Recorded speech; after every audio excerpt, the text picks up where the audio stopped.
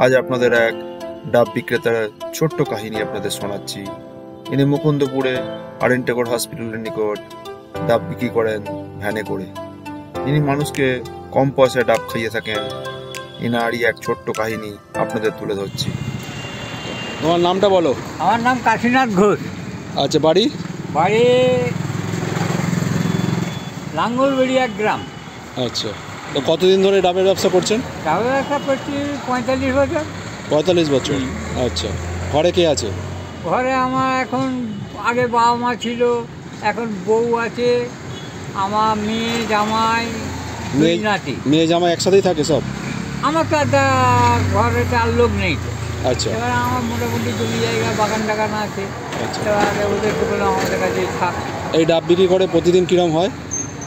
আমার মোটামুটি বেশি আশা করি না, আমাদের 500 টাকা হলে হয়ে যায়। 500 টাকা হলে পুরো সংসার চলে যাবে, তাই তো? হ্যাঁ। আচ্ছা, আর মোটামুটি কটা থেকে কটা অবধি থাকো? আমি 10টা থেকে 4টে। 10টা থেকে 4টে, ঠিক আছে।